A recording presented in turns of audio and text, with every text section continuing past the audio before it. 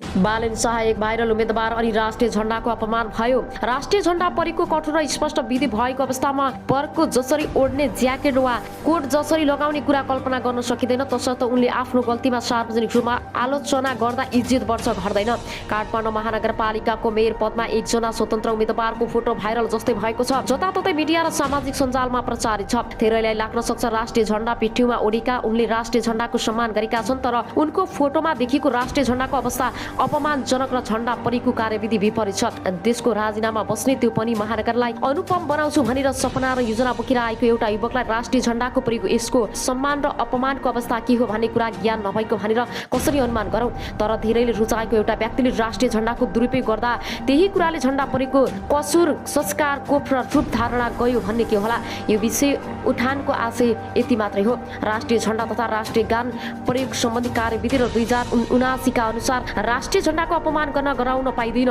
चन्द्रमा तल पर्ने गरी झण्डा उल्टो राख्न, व्यापारिक विज्ञापनमा प्रयोग गर्न, राष्ट्रिय झण्डाको प्रतीक ब्याज राख्दा, टाँस्दा र कम्मर भन्दा तल टाँस्न र चन्द्रमा तल पर्ने गरी प्रयोग गर्न पाइँदैन। मुलुकी आचार अपराधी संहिता विच्छेद परिच्छेद 8 को दफा 445 अनुसार राष्ट्रिय झण्डा र राष्ट्रिय गानाको अपमान गरे 3 वर्षसम्म कैद हुने व्यवस्था रहेको छ। छाती भन्दा तलको भागमा लगाइने कुनै भित्री वा बाहिरी वस्त्र झण्डाको प्रतीक वा चित्र राख्न पाइँदैन।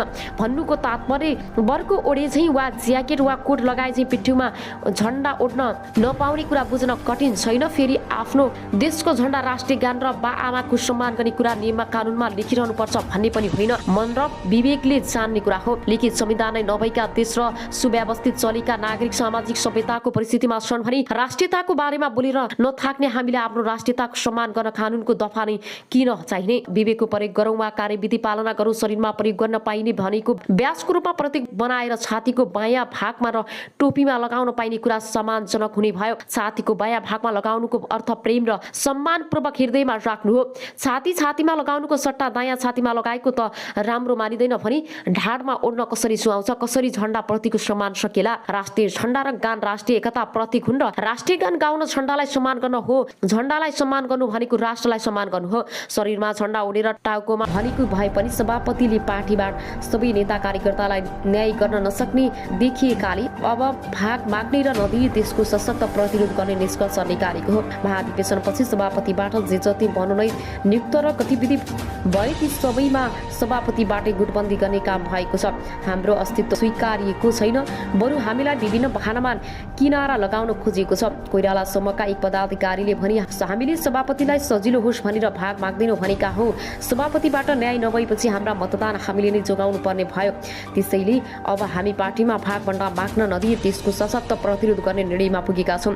सभापति देउवाले पार्टीका निर्णय प्रक्रियामा आफूहरूसँग कुनै परामर्श र छलफल नगरेको कोइराला समूहका नेताहरूको बुझाइ छ। बुधबार बिहान मात्रै नेता कोइरालाले देउवासँग संवाद गरेर भातृ संस्थाको तदर्थ समिति गठनदेखि पार्टी गर्ने सबै निर्णयमा छलफल गरेर निर्णयमा पुग्न र पार्टीलाई एक ठिक्का बनाएर अघि बढ्न सुझाव दिएका थिए। कोइरालाले बुधबार दिउँसो बसेको आफ्नो समूहका नेताहरूसँगको बैठकमा सभापतिलाई भातृ संस्थाको तसर्थ समिति गठन र संसदीय समिति गठन गर्दा सल्लाह गरेर सबै नेता कार्यकर्ताहरूलाई समेटेर अघि बढ्न सुझाव दिएको र केन्द्रीय समिति बैठक अघि भेटेर त्यसबारे छलफल गर्ने भनेको ब्रिफिङ गरेका थिए। तर बैठक नसकिँदै देउवाले 10 भातृ संस्थाहरूमध्ये सबैभन्दा महत्त्वपूर्ण नेभी सङ्घको अध्यक्षमा तुजाङ शेर्पा र तरुण दलको अध्यक्षमा विद्वान गुरुङहरूलाई नियुक्त गरे।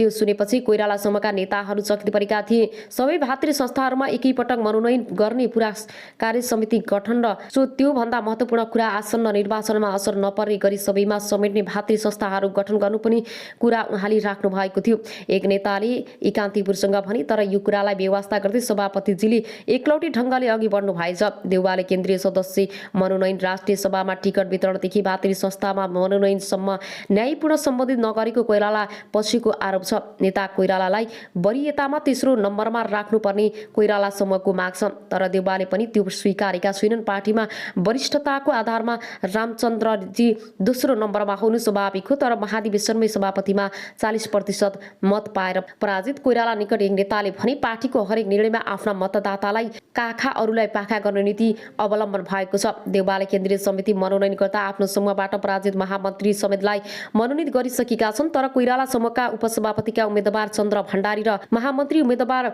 मेनेन्द्र रिजाललाई भने केही सदस्य समेत मनोनित गरेका छैनन्। केन्द्रीय सदस्य बलबहादुर केसी सभापतिले पार्टीभित्र छलफल नगरी एकलौटी गर्न नमिले बताए। सत्ता गठबन्धन भातृ संस्थामा मनोनयन र सदस्य समिति गठन लगायत विषयमा बैठकमा छलफल भयो। हामी छलफलमै छौँ उनले भने।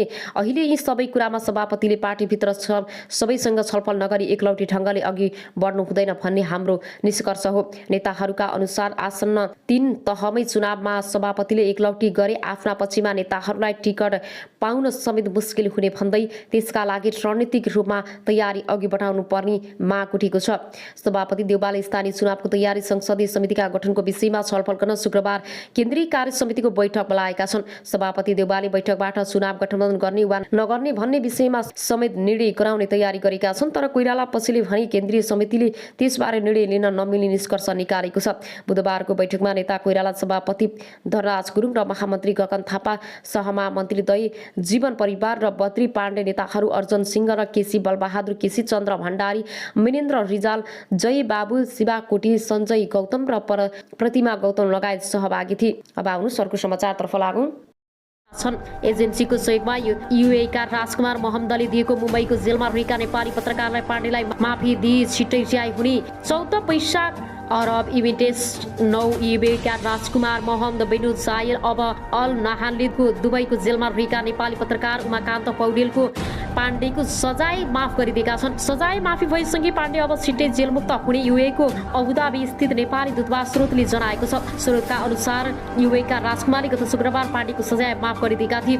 युएको अदालतले पत्रकार पाण्डेलाई 3 महिना जेल र 20,000 दिराम जरिवाना नेपाल डिपोर्ट लगायतको सजाय सुनाएको थियो। सामाजिक सञ्जालमा जथाभावी लेखेको भन्दै अबुधाबी स्थित नेपाली दूतावासका पदाधिकारीहरूले उजुरीमा उनलाई उक्त सजाय सुनाएको थियो। पत्रकार पाण्डेलाई जेल सजाय सुनाएपछि नेपालमा त्यसको विरोध भएको थियो।